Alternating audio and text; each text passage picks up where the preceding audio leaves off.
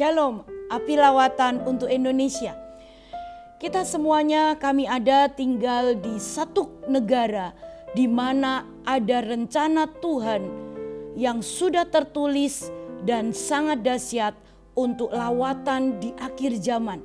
Yaitu bangsa itu adalah bangsa Indonesia. Dan kita tahu bangsa ini memiliki 10-12% dari penduduknya adalah orang-orang kaum marginal.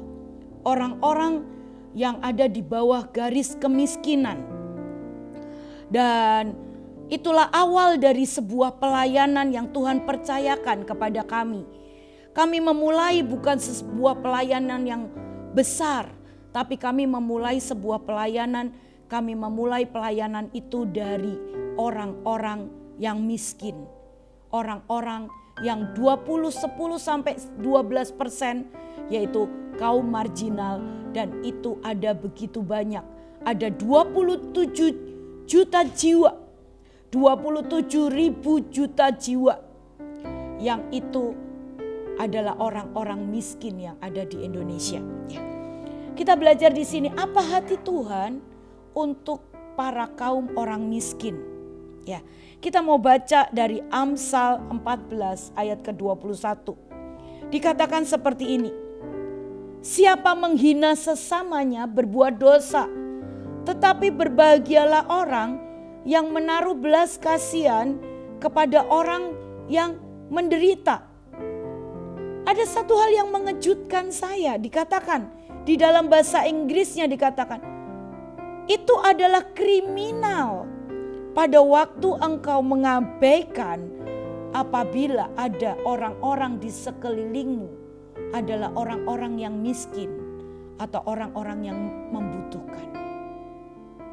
20 tahun yang lalu, pada waktu itu saya sedang berjalan di kolong jembatan. Dan saya tidak pernah bisa merencanakan. Ada satu hal yang tiba-tiba menyentuh hati saya dan membuat saya tidak bisa berhenti menangis. Pada waktu saya melihat pengamen, pengemis, dan itu anak-anak yang sangat miskin. Dan disitulah awal Tuhan berkata, siapakah yang mau menceritakan tentang siapa aku kepada mereka. Inilah kaum-kaum yang jarang tersentuh, bahkan jarang terlihat oleh pelayanan, jarang terlihat oleh gereja. Tapi hari ini kita tahu bahwa kaum inilah, ini ada hati Tuhan. Firman Tuhan dikatakan di Matius 9 ayat ke-13 dikatakan. Jadi pergilah dan pelajarilah arti firman ini. Yang ku kehendaki ialah belas kasihan dan bukan persembahan. Karena aku datang bukan untuk memanggil orang benar, melainkan orang berdosa. Pelayanan kepada orang-orang miskin adalah pelayanan yang membawa sebuah belas kasihan Tuhan. Sebuah pelayanan yang tidak pernah bisa karena sebuah skill. Karena kita ini sudah selesai menyelesaikan sekolah teologia atau kita punya pengetahuan Alkitab. Tapi ini pelayanan hanya karena digerakkan oleh satu hal, yaitu belas kasihan Tuhan. Kita mau belajar lebih lagi. Apa hati Tuhan untuk Indonesia, untuk orang-orang miskin? Kami ini memulai pelayanan dengan pelayanan orang miskin. Kita baca dari Ulangan yang ke-15 ayatnya yang ke-7 dikatakan seperti ini. Jika seseorang sekiranya ada di antaramu seorang miskin, salah seorang saudaramu dalam salah satu tempatmu, di negeri yang diberikan kepadamu oleh Tuhan Allahmu, maka janganlah menegarkan hati atau menggenggam tangan terhadap saudaramu yang miskin itu. Karena disitulah terletak hati Tuhan. Dikatakan di sini untuk mengerjakan satu negeri. Kalau di dalam satu negeri di mana engkau ada di tempatmu, Kalau engkau melihat orang-orang yang membutuhkan, ada saudaramu yang miskin, dikatakan janganlah engkau menegarkan hati. Dan disitulah kita ini akan melihat yang namanya hati Tuhan ada. Apa yang kita bisa lakukan kepada orang-orang miskin? Ada sesuatu yang Alkitab catat di Lukas 7 ayat 22 dikatakan seperti ini. Dan Yesus menjawab mereka, pergilah dan katakanlah kepada Yohanes apa yang kamu lihat dan yang kamu dengar. Orang buta melihat, orang lumpuh berjalan, orang kusta menjadi tahir, orang tuli mendengar, orang mati dibangkitkan, dan kepada orang miskin diberitakan kabar baik. Ternyata kalau kita ini sedang jalan, Alkitab di kitab Lukas ajarkan, kalau kamu melihat orang buta, sembuhkan supaya melihat. Orang lumpuh supaya berjalan. Orang kusta menjadi tahir. Tapi pelayanan apabila kita berhadapan dan kita melihat berjumpa dengan orang miskin, dikatakan apa? Kepada orang miskin diberitakan kabar baik. Seberapa kita ini memberitakan kabar baik kepada orang-orang miskin yang ada di sekitar kita, kepada orang-orang yang membutuhkan di sekitar kita. Saya punya sebuah pelayanan di Bantar Gebang. Ya, hari itu kami sedang ada di Gunung Sampah dan hari itu ada seorang anak yang menjumpai saya. Kami seperti biasa, kami membawa makanan, kami membawa bingkisan-bingkisan. Dan hari itu ada seorang anak yang menghampiri saya, yang membuat saya unik, yang berbeda dari anak-anak yang lain. Anak itu naik sepeda dengan berdiri. Kenapa dia berdiri? Karena sepedanya itu tidak ada sadelnya, tempat untuk dia duduk. Dan hari itu saya tanya, kenapa sepedamu tidak ada sadelnya? Dia bilang, saya menemukan rodanya, 2 rodanya dari tempat sampah. Saya menemukan setirnya. Saya menemukan semua ini dari tempat sampah. Rantainya, apapun juga. Dan saya mulai rakit sepeda ini. Tapi saya belum menemukan yang namanya tempat duduknya atau sadelnya.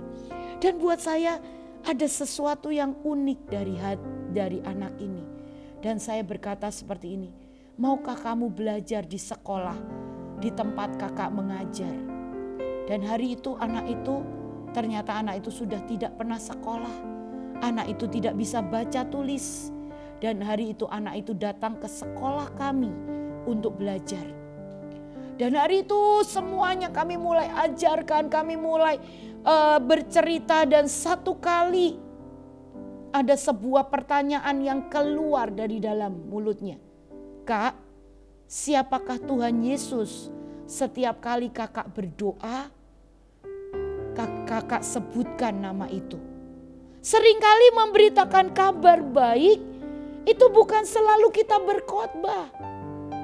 Kepada orang-orang yang miskin yang seperti ini, seringkali pada waktu kita menyebut nama Tuhan kita, pada waktu kita mengekspresikan kasih, pada waktu kita ini menyatakan cinta, ada kasih yang mengalir, mereka bisa tahu dan melihat siapa Yesus yang ada di dalam kita. Dan hari itu saya cuma mau berkata, kalau engkau ingin kenal Tuhan Yesus, setiap kali engkau datang, engkau berdoa dan engkau berkata, Tuhan, aku mau kenal Tuhan Yesus yang disembah oleh orang-orang Kristen, yang disembah oleh guru-guru, yang disembah oleh kakak. Dan hari itu dia melakukan hal yang sama. Apa yang terjadi? Satu malam dia mimpi dan dia berjumpa dengan Tuhan Yesus.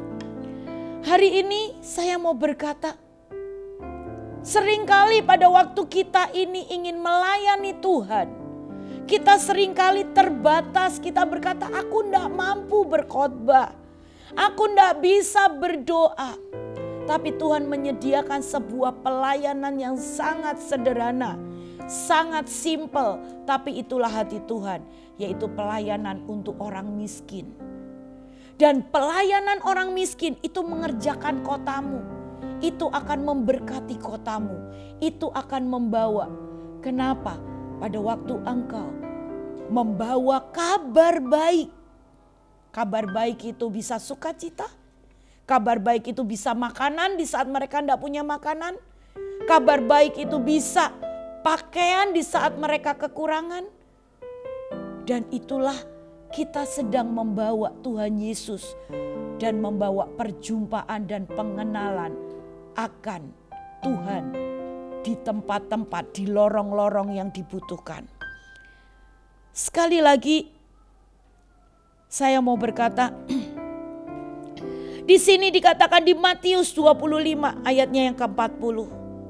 Dan raja itu menjawab kepada mereka, "Aku berkata kepadamu, sesungguhnya segala sesuatu yang kamu lakukan untuk salah seorang dari saudaramu yang paling hina ini, kamu telah melakukannya untuk aku." Hari-hari ini sudah 20 tahun kami melayani orang-orang miskin. Dan sampai hari ini kami tidak pernah berkekurangan. Kami menyalurkan beasiswa, kami menyalurkan banyak bantuan. Dan hari ini saya bisa bersaksi kepada semua. Pada waktu kami memberikan makan, kami ini memiliki banyak anak di seluruh Indonesia. Di Bekasi, di NTT kami memiliki banyak anak. Ada begitu banyak biaya yang dikeluarkan. Tapi di masa-masa seperti ini, di mana masa pandemi, di mana ada begitu banyak kekurangan, kelaparan, kemiskinan, hari ini saya tetap mau berkata, hati Tuhan ada untuk orang-orang miskin. Dan pada waktu kita melakukan, Tuhan sendiri yang membuktikan dirinya. Hari ini kami melihat kami tidak pernah berkekurangan. Sampai hari ini saya setiap harinya bisa memberikan makanan sampai 3.000 sampai 5.000 orang. Dan itu semuanya Tuhan sediakan. Hari ini saya cuma mau katakan ada sebuah hati Tuhan untuk menguasai, menduduki Indonesia. Sebagian dari ladang yang Tuhan siapkan untuk lawatan, yaitu adalah pelayanan di orang miskin. Terima kasih. Mari kalau engkau tergerak hatimu, ulurkan tangan karena Tuhan akan menyalurkan berkat-Nya lewat tanganmu. Terima kasih, Tuhan Yesus memberkati. Salam lawatan. Amin.